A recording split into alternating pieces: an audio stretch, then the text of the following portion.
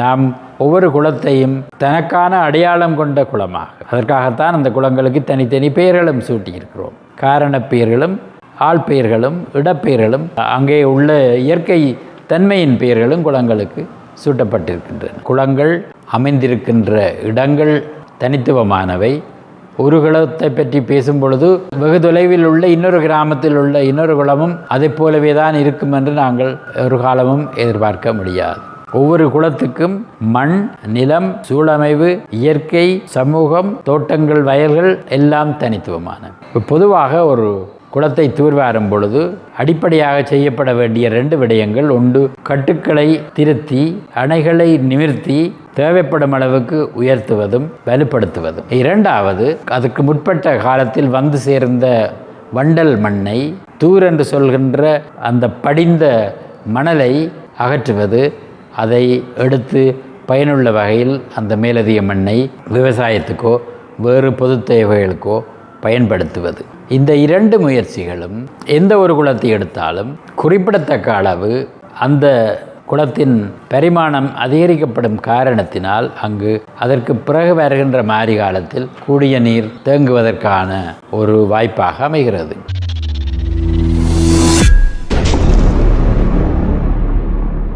நாங்கள் கடந்த 6 ஆண்டுகளாக யாழ்ப்பாண பல்கலைக்கழகத்தில் வடமாகாணத்தினுடைய நீர்வளத்தை உறுதியாக உத்தரவாதமாக காப்பாற்றுவதற்கான ஒரு நெடுங்கால இலக்கு கொண்ட திட்டத்தை செயல்படுத்தி வந்திருக்கிறோம்.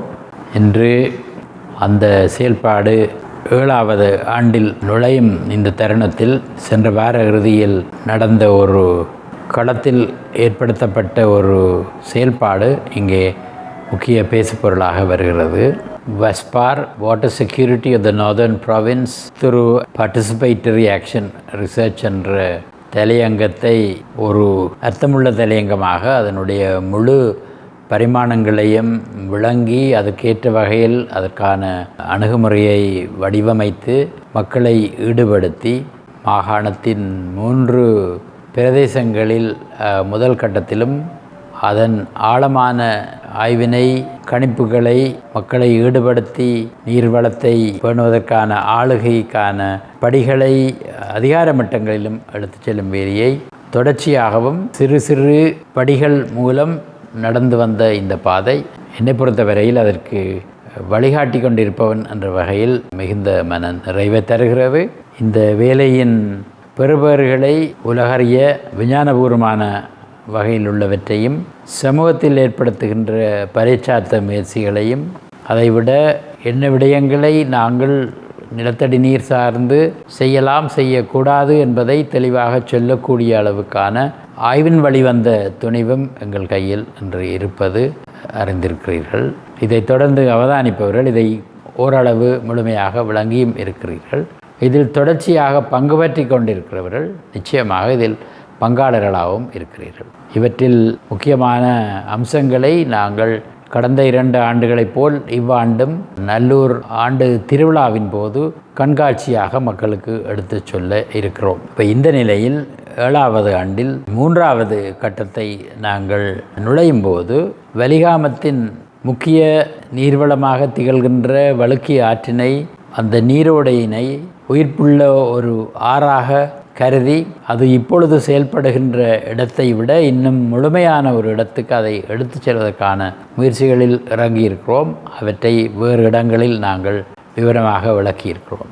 அதைவிட எங்களுடைய நிலத்தடி நீரின் மூலங்களாக அதை எடுத்து பயன்படுத்துவதற்கு வாய்ப்பாக இருக்கின்ற கிணறுகள், குளங்கள், புதிதாக வந்து சேர்ந்த குழாய் கிணறுகள் இங்கே முக்கியம் பெறுகின்றன. குளங்களோடு சேர்ந்த வாய்க்கால்கள், நீரோடைகள் இருக்கின்றன என்றாலும் பாரம்பரியமாக நிலத்தடி நீரை பெறுவதற்கு நாங்கள் நிலத்தின் கீழே செல்கின்ற பாரம்பரிய வெட்டுக்கிணறுகள், வயல் கிணறுகள், விவசாய கிணறுகள், வீட்டு கிணறுகள் எல்லாம் ஒரு வகையாகவும் இந்த மாகாணம் பூராகவும் அதிலும் குறிப்பாக அடர்த்தியாக மக்கள் செறிவாக வாழ்கின்ற யாழ்ப்பாண குடாநாட்டில் குளங்கள், கேணிகள், துறவுகளினுடைய முக்கியத்துவம் இன்னொரு அம்சமாகவும், 3வதாக நாங்கள் அதிகம் விமர்சனத்தோடு பேசுகின்ற குழாய் கிணறுகளும் அடங்குகின்றன. இந்த 3 விடயங்களில் கிணறுகளில் சேர்கின்ற மழை நீர்தான் நம்முடைய மூலாதாரமாக சுழன்று வந்து கொண்டிருக்கிற நீர் என்ற அடிப்படையில் கிணறுகளை பேணி பாதுகாப்பது, அங்கே சேர்கின்ற நீர் சரியான அளவில் போய் சேர்வதற்கான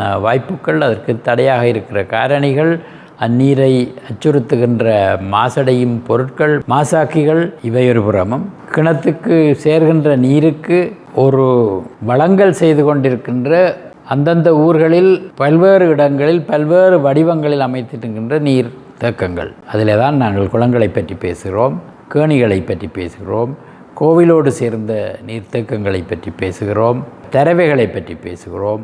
மாரி காலத்தில் நீரை கொண்டிருக்கின்ற எங்களுடைய குடாநாட்டின் பல பகுதிகளில் காணப்படும் ஈர நிலங்களை பற்றி சொல்கிறோம்.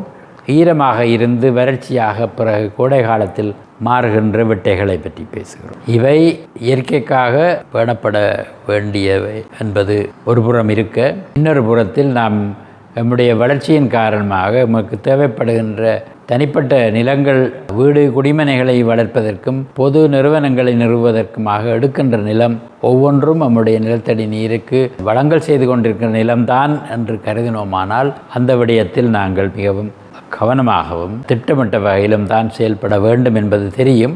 ஆனால் அது நிகழ்கிறது என்றால் அங்கேயும் சில கேள்விகள் இருக்கத்தான் செய்கின்றன.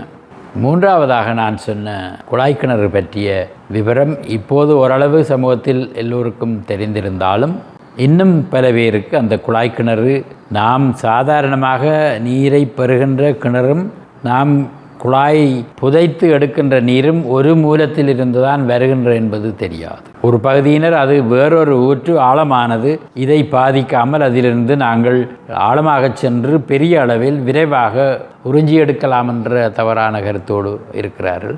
எம்மை போன்ற நிலத்தில் வாழ்கின்றவர்கள் இந்த குழாய் கிணறு விஷயத்தில் மிக மிக அவதானமாக இருக்க வேண்டியவர்கள். அதற்கான சட்டங்கள் இருந்தும் அவற்றை கவனத்தில் கொள்ளாமல் நாங்கள் நடந்து கொண்டிருக்கிறோம். இதற்கு உள்ளூராட்சி மட்டத்தில் செய்யப்பட வேண்டிய பாதுகாப்பு சட்டவாக்கங்கள் வேறொரு இடத்தில் பேசியிருக்கிறோம். அதையும் இங்கே நான் குறிப்பிட விரும்புகிறேன். எனவேதான் குளங்களையும் பராமரிப்பது பற்றி பேச முனைகிறேன். ஏனெனில் கடந்த 3-4 மாதங்களில் எம்முடைய செயற்திட்டத்தின் சிந்தனைகள், கோட்பாடுகளுக்கு உகந்த வகையில் குளங்களை தூர்வாருவதற்கு மக்கள் ஈடுபாடு பெருமளவில் இருக்க வேண்டும். ஊரவர்கள் அந்த குளங்களுக்கு பொறுப்புணர்வு உள்ளவர்களாக இருக்க வேண்டும் என்ற கருத்தை நாம் வலியுறுத்தி வந்திருந்த போதும் இப்போதுதான் அதனை முழுமையாக நடத்தி பார்ப்பதற்கான ஒரு வாய்ப்பு எங்களுக்கு கிடைத்திருக்கிறது. நான் பேச வருவது ஏழாலை கிராமத்தின் மத்தியில் அமைந்துள்ள பெரிய தம்பிரான் ஆலயத்தோடு இருக்கின்ற பெரிய தம்பிரான் குளம். 5 ஏக்கர் பரப்பளவு கொண்ட இந்த குளம் உயரமானது, அகலமானது, ஆழமானது, அதனுடைய கொள்ளளவு முக்கியமானது. அது வடக்கில் இருந்து வருகின்ற நீர் உட்புகுந்து பின்னர் அந்த நீர் நிரம்பிய பிறகு சுன்னாகத்தின் ஊடாக வழுக்கியாறு போகின்ற கந்தரோடை பகுதியில் அது வெளியேறி அதில் பெருமளவு நீர் அராலி கடலை சென்றடைகிறது தெரியும். ஆகவே வழுக்கியாற்றினுடைய நீரேந்து பிரதேசத்துக்கு கிழக்கு பக்கமாக அமைந்திருக்கின்ற இந்த குளத்தின் இப்போதைய நிலை, அதனுடைய நீர் தேங்கும் அளவு குறைந்திருப்பதாலும் வெள்ளம் மாரியில் மழை அதிகமாக வரும் பொழுது அது பெருகி போகும் வழியில் உள்ளூர் மட்டங்களில் வெள்ளப்பெருக்கை ஏற்படுத்துகிறது, மக்களுக்கு சிரமத்தை ஏற்படுத்துகிற நிலையில் இவ்விரண்டையும் கவனிக்கக்கூடிய வகையில் குளத்தை புனர் நிர்மாணம் செய்ய வேண்டும் என்ற விடயத்தை நாங்கள் பேசத் தொடங்கினோம். அந்த கிராமத்தைச் சேர்ந்த ஒரு வட்டத்தினர் எங்களை அணுகினார்கள். 2 பகுதியும் அதனை உரிய மக்கள் பிரதிநிதிகள் ஊடாக பலிகாமம் தெற்கு பிரதேச சபைக்கு எடுத்து செல்லப்பட்டு பிரதேச சபை அதற்கான பொறுப்பை தாங்கள் கையில் எடுத்து அந்த வேலைக்கு உகந்த வகையில் நிதியை ஒதுக்கி அதன் முதல் படியாக சனிக்கிழமை நாங்கள் மக்களின் ஈடுபாட்டோடும் பிரதேச சபை ஊழியர்களினுடைய உதவியோடும் அங்கே ஒரு சிரமதான முறையில் முக்கியமான வரத்து நீர் வருகின்ற ஒரு வாய்க்காலை சுத்தம் செய்து அதை ஒரு குறியீடாக அந்த முயற்சியின் தொடக்கத்தை நாங்கள் பதிவு செய்திருக்கிறோம். இந்த வரப்போகும் வாரங்களில் அடுத்த கட்ட முயற்சிகள், தொழில்நுட்ப ரீதியான கணிப்புகள், எவ்வளவு தூரம் தூர்வாரல் மேற்கொள்ளப்படலாம் பாதுகாப்பான வகையில் என்பதை தீர்மானித்த பின்னர் அடுத்த மாதங்களில் அந்த வேலை நிறைவேற்றப்படும். அதனுடைய பெறுபேறை நாங்கள் இந்த மாரி காலத்தில் காண இருக்கிறோம். அப்போ இந்த முயற்சியை பற்றிய செய்தி வெளிவந்திருக்கிறது. இந்த முயற்சியின் சில அம்சங்களை நான் இப்போது கொஞ்சம் விவரமாக இங்கே பேச விரும்புகிறேன். காலநிலை மாற்றத்தால் அதற்கு மேலதிகமாக எல்னினோ மாற்றத்தின் மூலம் மழை வீழ்ச்சி கூடலாம் குறையலாம்.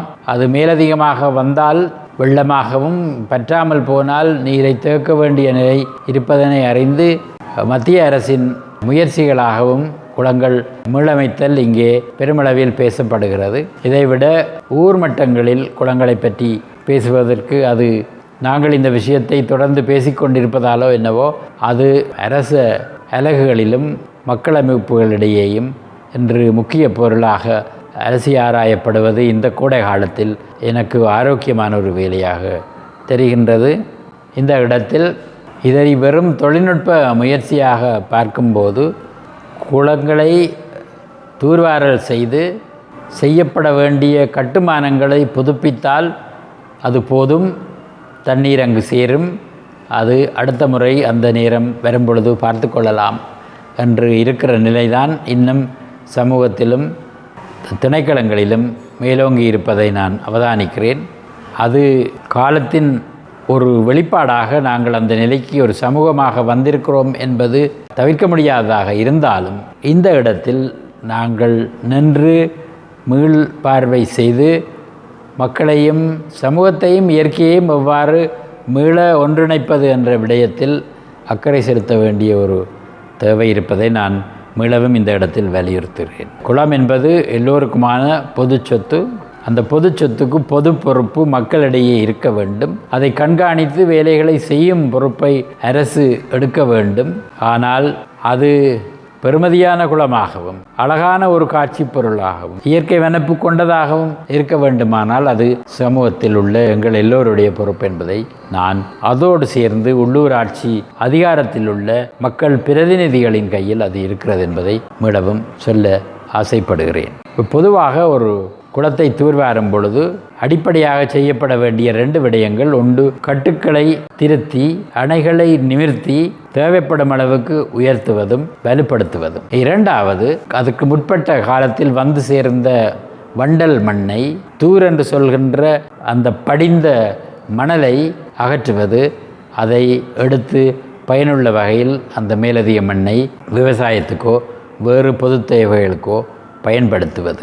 இந்த 2 முயற்சிகளும் எந்த ஒரு குளத்தை எடுத்தாலும் குறிப்பிடத்தக்க அளவு அந்த குளத்தின் பரிமாணம் அதிகரிக்கப்படும் காரணத்தினால் அங்கு அதற்கு பிறகு வருகின்ற மாரி காலத்தில் கூடிய நீர் தேங்குவதற்கான ஒரு வாய்ப்பாக அமைகிறது. இதற்காக நாங்கள் தூர்வாருகிறோம் என்று கருதினால், யாழ்ப்பாணத்தில் 10 ஆண்டுகளுக்கு முதல் மேற்கொள்ளப்பட்ட யாழ் நகரசபையின் அதிகாரத்தில் உள்ள குளத்தொகுதி ஒன்றை கணித்த ஆய்வாளர்கள் சொன்னார்கள், இந்த 2 முயற்சிகளும் 20 தொடக்கம் 30% மேலதிக நீரை தேக்குவதற்கு வாய்ப்பை ஏற்படுத்துகிறது என்ற கணிப்பை தெரிவித்திருந்தார். அப்போ அது 30% என்ற 3/1 பங்கு கூடிய நீர் அந்த குளம் திருத்தி அமைக்கப்பட்ட போது அங்கே சேர்கிறது. அந்த நீர் வெள்ளமாக பாய்ந்து நஷ்டத்தை ஏற்படுத்துவதற்கு பதிலாக அது தேங்கி மண்ணுக்குள்ளே கசிந்து நிலத்தடி நீருக்கு ஆதாரமாக அமைகிறது. இப்போ இந்த விடயத்தில் தூர்வாறுதல் என்பது அவதானமாக செய்யப்பட வேண்டிய வேலை என்பது மட்டுமல்ல, அங்கே ஏற்படுத்தப்படுகின்ற அந்த எடுக்கின்ற அளவு மண்ணின் கணிப்பு மிக துல்லியமாக செய்யப்பட வேண்டியது. அதை நீர்ப்பாசன துறையை சேர்ந்த அதிகாரிகள், தொழில்நுட்பவியலாளர்கள் சரியாக கணித்து செய்து கொண்டு வருகிறார்கள். நாங்கள் ஏழாலையிலும் அந்த வேலையை செய்விக்க இருக்கிறோம். அதற்கமைய யந்திரங்கள் பயன்படுத்தப்படும் பொழுது அவை தெளிவாக அந்த அளவை தாண்டாத வகையில் இயக்கப்படும் என்பதில் நாங்கள் இந்த இடத்தில் திட்டத்தெளிவாக இருக்கலாம். அப்போ இந்த மழை வெள்ளத்தின் பாதிப்பை குறைப்பது ஒரு பக்கமும், நிலத்தடி நீருக்கு ஆதாரமாக தேங்கிய நீரின் அளவை கூட்டுவதும் ஒரே சமயத்தில் இந்த தூர்வாரல் முயற்சியின் மூலம் நடைபெறுகிறது. இதைவிட இந்த குளங்கள் அமைந்திருக்கின்ற இடங்கள் தனித்துவமானவை. ஒரு குளத்தை பற்றி பேசும் பொழுது வெகு தொலைவில் உள்ள இன்னொரு கிராமத்தில் உள்ள இன்னொரு குளமும் அதை போலவே தான் இருக்கும் என்று நாங்கள் ஒரு காலமும் எதிர்பார்க்க முடியாது. ஒவ்வொரு குலத்துக்கும் மண், நிலம், சூழமைவு, இயற்கை, சமூகம், தோட்டங்கள், வயல்கள் எல்லாம் தனித்துவமான, அல்லது நகரப்புறமாக இருந்தால் நகரப்புற தன்மைகள். எனவே நாம் ஒவ்வொரு குலத்தையும் தனக்கான அடையாளம் கொண்ட குலமாக, அதற்காகத்தான் அந்த குலங்களுக்கு தனித்தனி பெயர்களும் சூட்டியிருக்கிறோம். காரண பெயர்களும் ஆள் பெயர்களும் இடப்பெயர்களும் அங்கே உள்ள இயற்கை தன்மையின் பெயர்களும் குலங்களுக்கு சூட்டப்பட்டிருக்கின்றன. இதைவிட குலங்கள் என்ன வேலைக்காக பயன்படுத்தப்படுகின்றன, சமூகத்தினுடைய என்ன தொழிலுக்காக பயன்படுத்தப்படுகின்றன என்ற வகையிலும் அந்த குலங்களுக்கு பெயர்கள். அப்போ நான் குறிப்பிடுகின்ற இந்த ஏழாலை குலம் பெரிய தம்பிரான் ஆலயத்தோடு அமைந்திருக்கிறது. அது காலங்காலமாக தலைவை தொழிலோடு தொடர்புடைய குலங்களாக உள்ள இடங்களில் அந்த ஆலயம் அமர்ந்திருக்கிறது. சலவை தொழிலினுடைய குல தெய்வமாக அந்த தெய்வம் இருந்து வருகிறது. அதற்கான சில பண்பாட்டு முறைகள், வழிபாட்டு முறைகள், பாரம்பரிய நம்பிக்கைகள் இருக்கின்றன. அவை இயற்கைக்கு இசைவான வகையில் இருப்பதனாலும், மரம் செடி கொடிகளையும் பாம்பு பல்லி உயிரினங்களையும் பறவைகள் மீன்களையும் கருத்தில் கொண்ட ஒரு சிந்தனை அங்கே இளையோடி இருப்பதனால் அதை நாங்கள் கொஞ்சம் அவதானமாக நோக்கி அதில் பாதுகாத்து அடுத்த தலைமுறைக்கு சொல்லிக் கொடுக்க வேண்டிய விடயங்கள் இருந்தால் அவற்றை சொல்ல வேண்டும் என்ற விடயத்தையும் நான் இந்த குலத்தை நெருக்கமாக போய் பார்த்த பின் புரிந்து கொண்டேன். அதற்கான முயற்சிகளை நாங்கள் எங்களுடைய செயற்திட்டத்தில் இணைத்து கொள்வோம். அதேபோல் தோட்டத் தொழிலுக்கும் குறிப்பிட்ட பயிர்களுக்கும் உகந்த வகையில் செலுத்துகின்ற நீரின் அளவை கணித்து அந்த நீரோடு சேர்ந்து வருகின்ற உள்ளீடுகள், இரசாயன பொருட்களின் அளவை பற்றி தெரிந்து நீரின் தரத்தை தெளிவாக அறிந்து குளத்துக்கு வந்து போகும் பறவைகளின் எண்ணிக்கைகளை அறிந்து அவற்றை வகைப்படுத்தி அங்கே அமைந்திருக்கின்ற பாரம்பரிய மரம் செடிகளினுடைய தன்மையை விளங்கி இவை எல்லாவற்றையும் வனப்புள்ள வகையில் நாங்கள் பாதுகாத்தோமானால் அந்த ஊரில் உள்ள அந்த சிறப்பான அந்த மையத்தில் சுற்றுச்சூழல் பார்வையிடர் ஊரவர்களும் மற்ற இடங்களிலிருந்து வருபவர்களும் வந்து போகக்கூடிய ஒரு இடமாகவும் அது அமையலாம். இவையும் நம்முடைய பார்வையில் அடங்குகின்றன.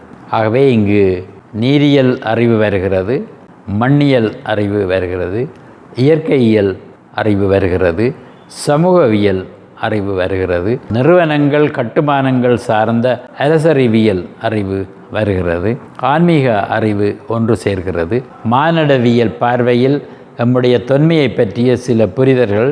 7 ஆலயங்கள் இருப்பதனால் 7 ஆலயம் என்றால் அந்த ஆலயங்கள் என்ன, அவை என்ன வகையில் ஊருக்கு பாதுகாப்பு கவசமாக அமைந்து வந்திருக்கின்றன என்ற செய்திகளை ஊரவர்கள் விவரமாக எங்களுக்கு நாங்கள் அங்கு உலாவி வரும்போது சொன்ன பொழுது இவையெல்லாம் இன்னும் ஒரு தலைமுறை போவதற்கு இடையில் நாங்கள் அவற்றுக்கான கவனங்களை அக்கறைகளை செலுத்தாவிட்டால் அழிந்து போகும் என்ற ஒரு கவலையும் அங்கே இளையோடி சென்றது.